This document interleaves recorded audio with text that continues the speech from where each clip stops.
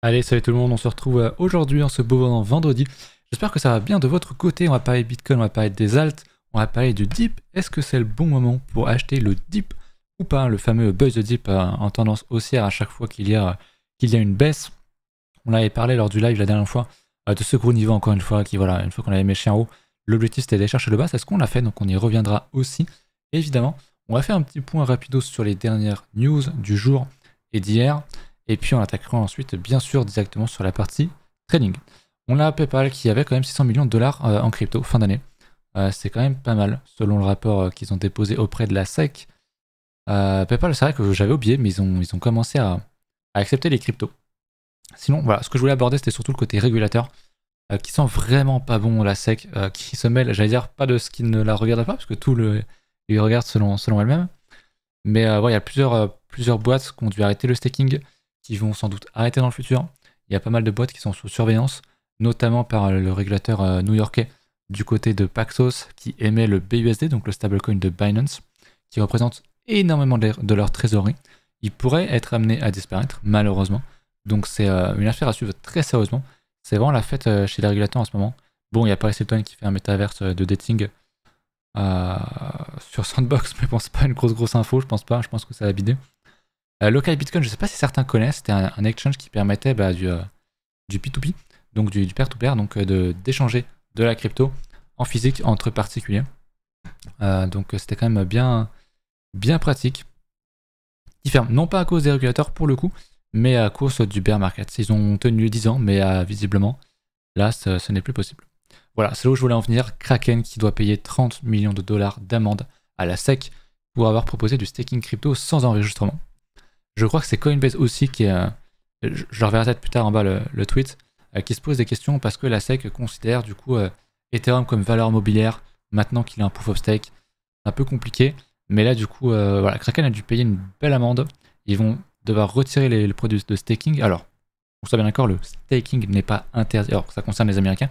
Le staking ne serait pas interdit, mais les services, enfin les plateformes ne pourraient pas proposer ce service. En tant qu'Américain, si tu veux faire du staking de ton propre côté tout seul avec tes propres compétences, tu peux. On va pas se mentir, c'est quand même plus compliqué. Il y a quand même de grosses accusations graves sur Kraken, sur leur gestion, leur rendement et les promesses faites aux investisseurs. Donc c'était quand même assez étonnant. Kraken, c'est le truc le plus carré que je connaisse, qu'il a depuis longtemps, qui a jamais été hack. Pas très efficace, leur liquidité est vraiment pas très bonne, mais c'est quand même une très bonne boîte. Tether, pour l'instant là, qui continue de faire des sous tranquillement, 700 millions de dollars année dernière, donc c'est quand même pas trop mal. Voilà, pour ça, on a quand même des banques qui s'intéressent à la crypto, ça c'est quand même plutôt bien. Tron qui lance un fonds de 100 millions de dollars pour développer l'IA, c'est moi qui ai fait le tweet. Est-ce qu'on surfe sur la hype selon vous, ou est-ce que c'est un investissement qui va être judicieux pour les prochaines années et le prochain bull market? Voilà, la news sur Coinbase.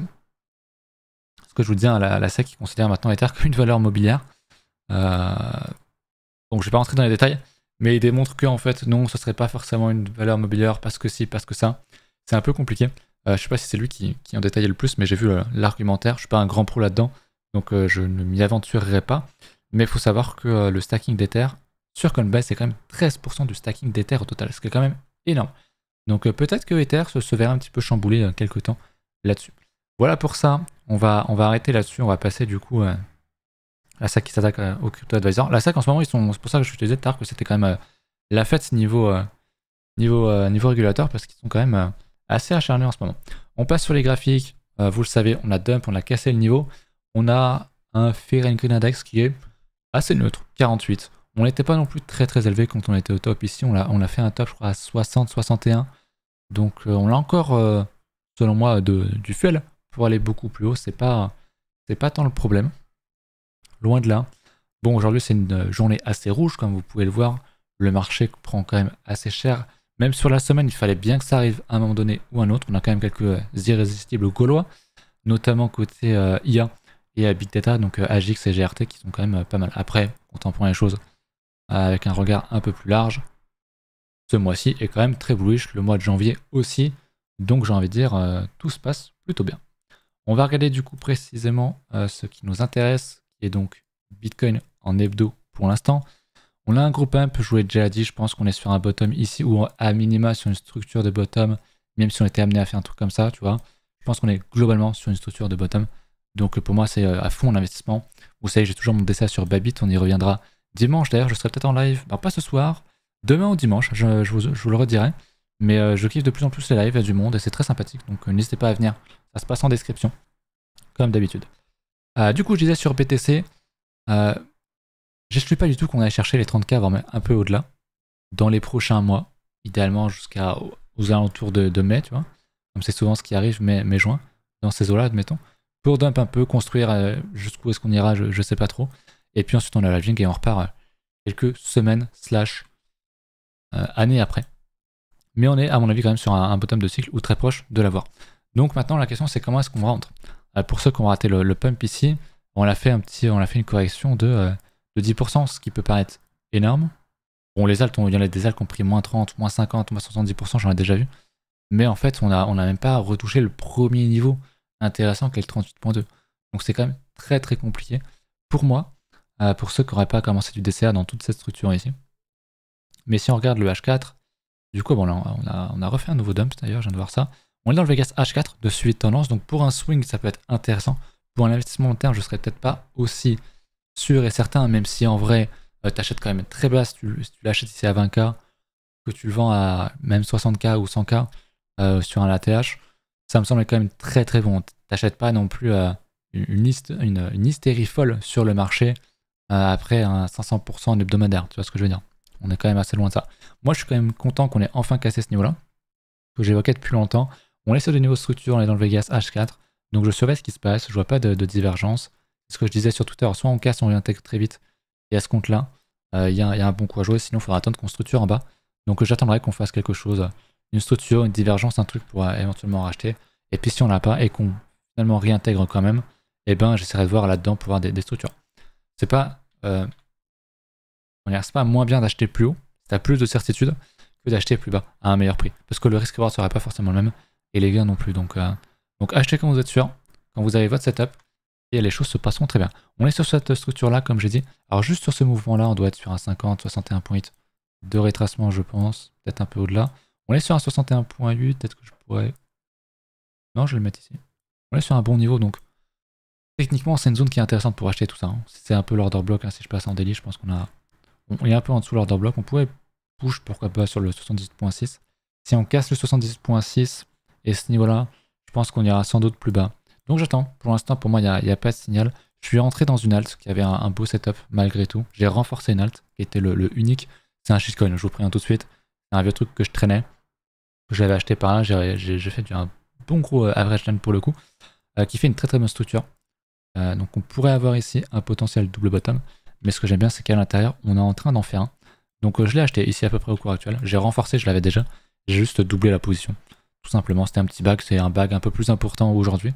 Mais c'est un shitcoin, c'est que sur Uniswap et tout, donc c'est pas du tout un call, un conseil d'investissement ou quoi que ce soit. Je vous dis juste ce que je fais, par pure transparence, c'est tout. Au niveau des autres alts, on verra ça peut-être après, parce que je suis en train de m'égarer. Je voulais quand même qu'on reste sur BTC pour l'instant. On a eu quand même un peu plus haut, ici. On voyait tout ça, beaucoup de positions s'ouvrir. On l'a finalement clôturé ici, on le voit à l'open interest. Donc c'était des gens qui longuaient le support et finalement bon, quand tu longues un support qui est déjà testé, retesté encore et encore et encore, et ben ça finit par faire mal, forcément. On a encore beaucoup de positions qui s'ouvrent actuellement, on les ferme du coup, sans doute encore des gens acheteurs là-dedans. On sort quand même pas mal de monde, on a toujours une très grosse pression vendeuse, mais c'est ce que je disais l'autre coup, hein, si je repasse en H1 ou H4, même si en principe le CVD on n'est pas censé le voir là-dessus, mais on voyait très bien déjà que sur le 15 minutes, ça vendait quand même très fort. On a un creux ici sur le prix, on a un creux qui est très très bas sur le CVD, donc pour moi c'est signe vraiment d'une très grosse vente. Pour moi tout ça c'est un trap, c'est mon avis.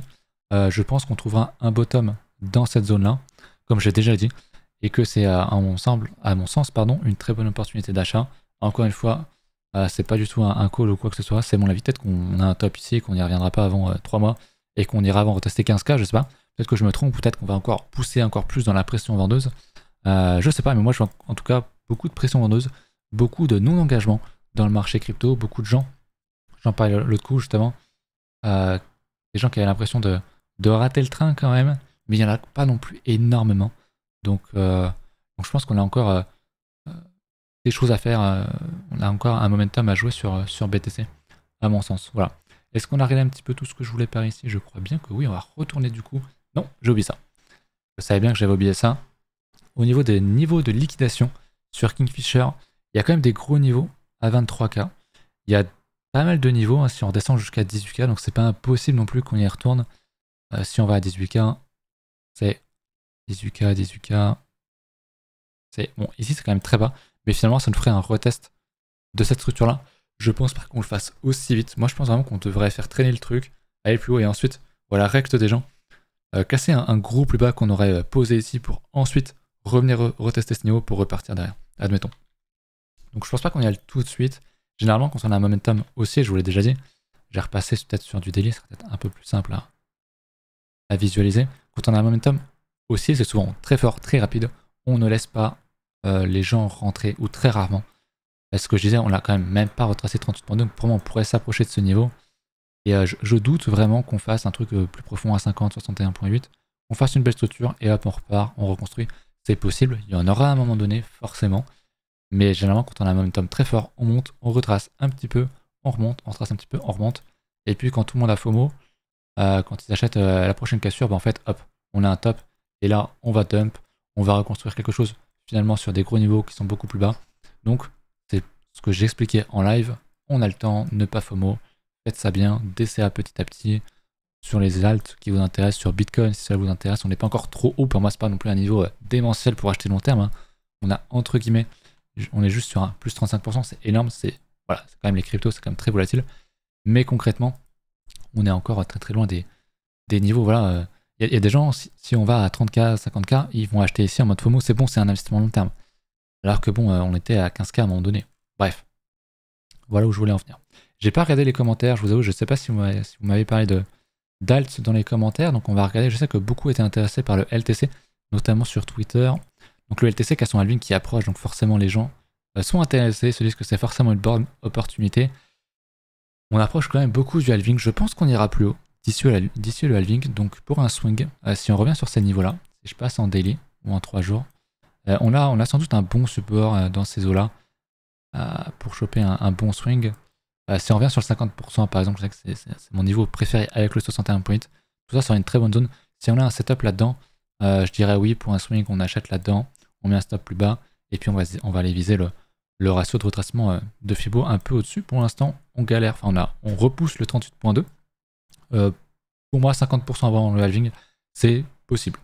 On a fait une belle structure, on n'a pas encore reconnu une grosse, forte volatilité, donc je pense que c'est possible qu'on fasse ça, voire même pourquoi pas ça, et qu'on crève un petit peu pour le halving, comme j'ai déjà dit. Comme c'était le cas ici, le halving était de mémoire dans cette zone-là.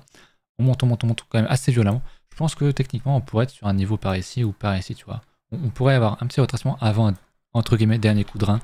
Donc, il y a encore quelque chose à faire. Il n'y a pas non plus totalement FOMO. Donc, s'il y a un gros dump de BTC, ça pourrait être une bonne opportunité pour acheter du LTC pour du moyen terme. Pour du long terme, j'attendrai vraiment post-halving. Enfin, si effectivement on a ce scénario où on continue de monter, j'attendrai vraiment post-halving qu'on crée un petit peu, qu'on revienne sur ces niveaux-là, qu'on vienne racheter le support en DCA, et puis ce sera très bien. Donc le halving, le LTC, vous savez, c'est un de mes bags que je hold. J'aime beaucoup sa structure, je vous le réexplique peut-être pour les nouveaux, pour ceux qui n'auraient pas vu. J'ai même passé en mensuel en fait, on a un range horizontal, donc en 2020-2021, il n'a pas connu il a connu un bull run entre guillemets, mais il n'a pas fait d'ATH, ou alors sur une mèche, mais ça compte pas. On est en tendance haussière, et un range horizontal en tendance haussière ou baissière, c'est très fort, à condition qu'on confirme dans la tendance. Si on est amené à casser ça, ce sera, à mon sens, vraiment très très puissant, et le LTC, je l'attends assez facilement entre 1800 et 4000. C'est très large, c'est les premiers niveaux de Fibo d'extension, et honnêtement, je ne serais même pas étonné de le voir faire un truc beaucoup plus haut. Alors, encore une fois, ça nous amène en 2027, 2030, 2000, je sais pas combien, mais pour moi, c'est vraiment un très très bon truc. LTC qui est souvent sous-côté, on parle des trucs à la mode, l'IA, NFT, Metaverse, machin, tout ça. Super, mais sans LTC, il n'y a pas de Bitcoin, en fait. Et ça, il y a peu de chances qu'il y a peu de gens qui le comprennent. LTC, c'est quand même le laboratoire de BTC. Il l'a été en tout cas. Il le sera sans doute encore dans le futur. Et pour moi, LTC est juste ultra pratique. C'est des transferts rapides, pas chers. C'est ultra carré, donc j'aime bien. Tout simplement, c'est un des fondamentaux, entre guillemets, de la crypto pour moi. Voilà. Quelque chose qui devrait perdurer dans le temps. GRT qui est très fort. GRT qui est très très fort. On est venu toucher le fameux 38.2. Je crois que c'était ma première target sur le thread que j'avais fait sur Twitter. Donc bon bah là, si vous étiez, vous aviez acheté la cassure par ici, qu'il y avait un stop sous le plus bas ici, que vous aviez TP par en haut, vous aviez quand même un bon R très intéressant de 6. Moi, j'ai pas TP ici, c'est du très long terme. Je renforcerai peut-être. C'est vrai que j'ai pas TP GRT, parce que c'était pas un de mes gros bas, donc je m'en fous. Mais s'il retombe un peu, s'il revient, pourquoi pas rechercher ce niveau-là, ça pourrait être des bons niveaux pour moi pour renforcer, parce que du GRT, j'en veux.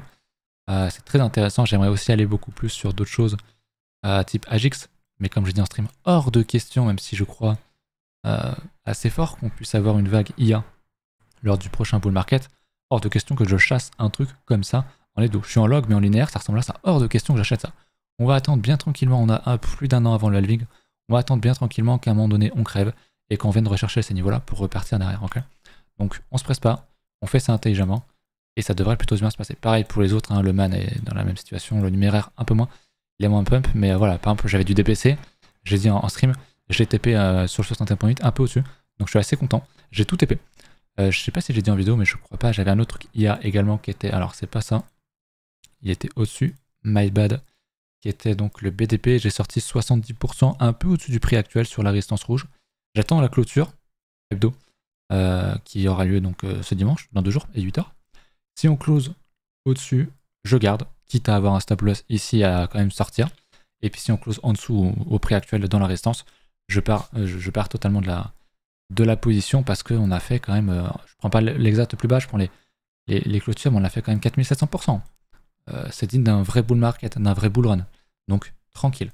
Pareil, ça c'est un truc que je pourrais revoir vraiment beaucoup plus bas sur un moins 80%, même bien plus.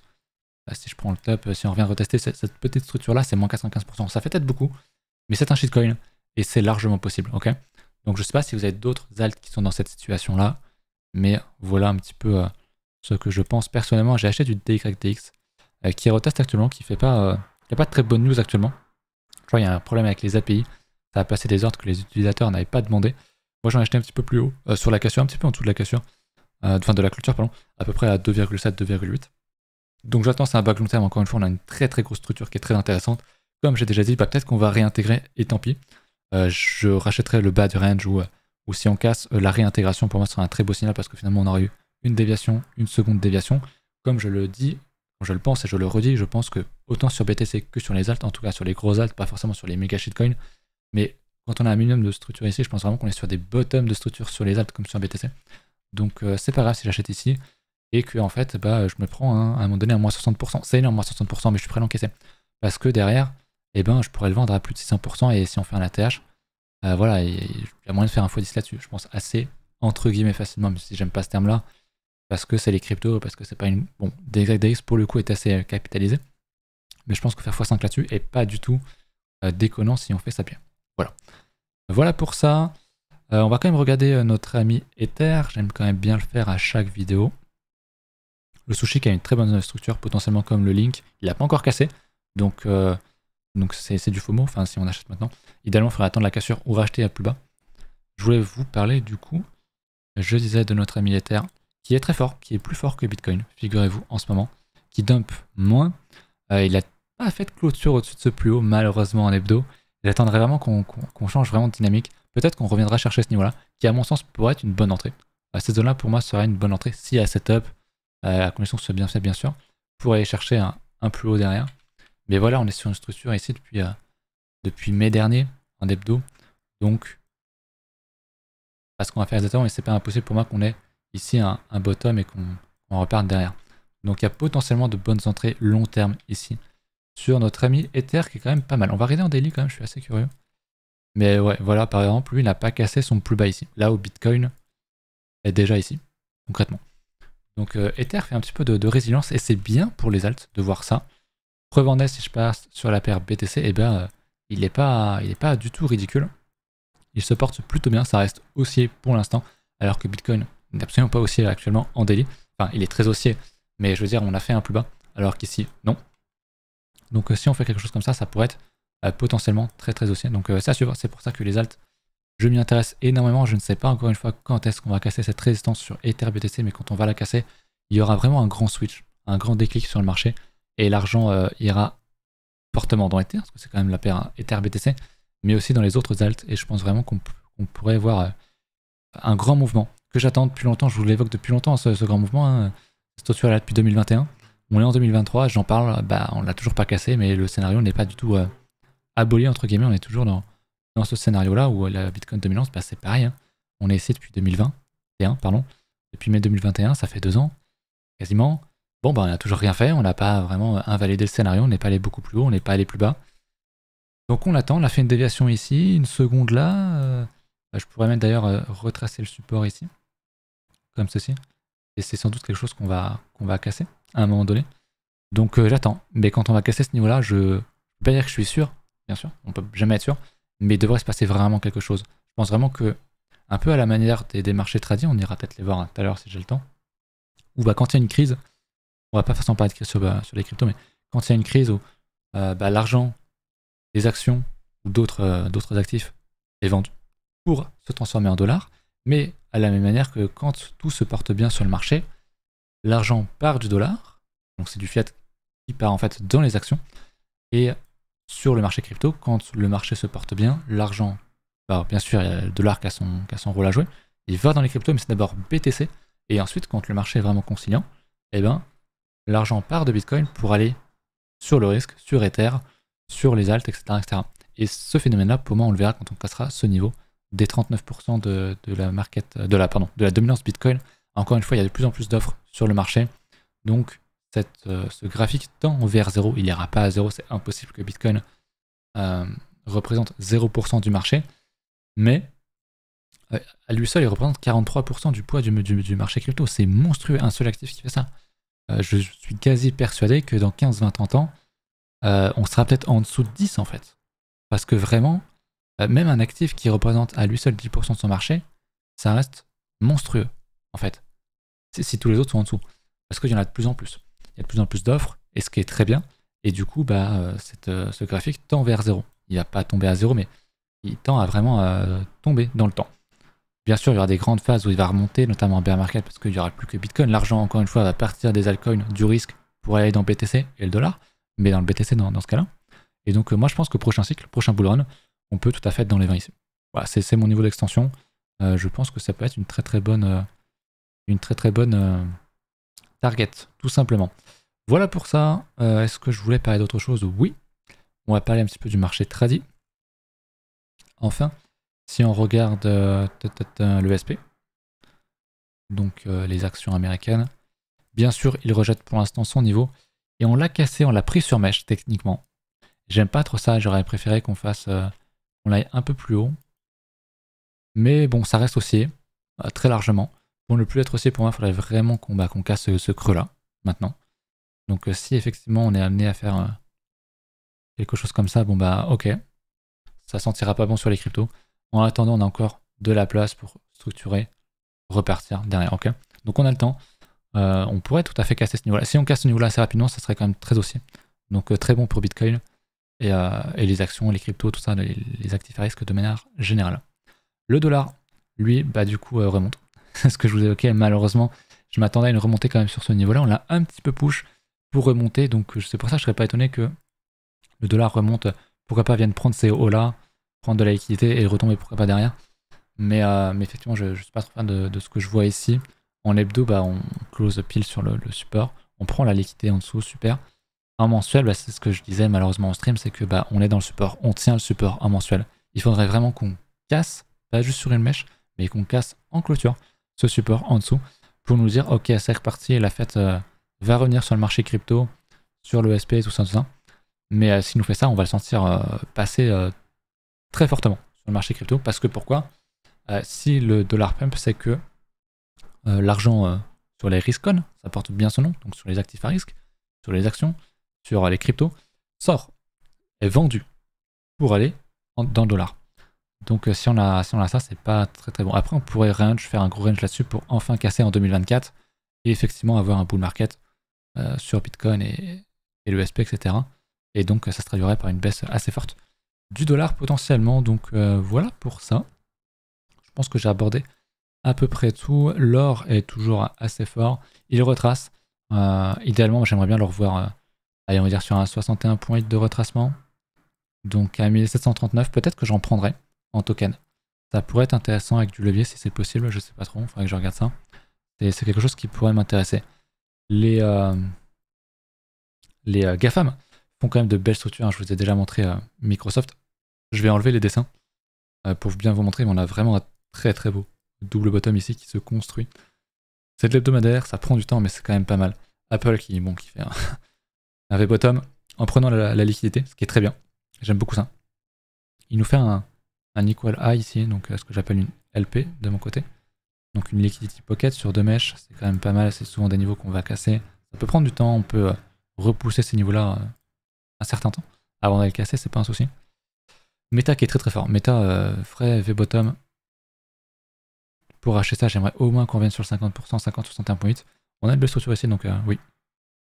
Amazon, qui est pas forcément aussi beau que les autres, et Google qui a aussi la structure, qu'il a invalidé d'ailleurs, qui redump. On aimerait bien le voir faire ça, et là ce serait sans doute un très bon achat, et ressemblerait un petit peu comme ça à LTC. Ça pourrait être pas mal en hebdo. Donc voilà, c'est quand même des valeurs sûres qui quand même sont quand même assez haussières, qui pourraient retracer, mais on a Google, bon du coup surtout à Microsoft, qui nous fait un bon double bottom, qui n'a pas encore invalidé, donc affaire à suivre, tout simplement. Voilà, j'espère que cette vidéo vous a plu, n'hésitez pas à mettre un petit pouce bleu, un petit commentaire. On se retrouve dans le week-end en stream, donc n'hésitez pas à checker la description pour ça. Et puis écoutez, à la prochaine, salut!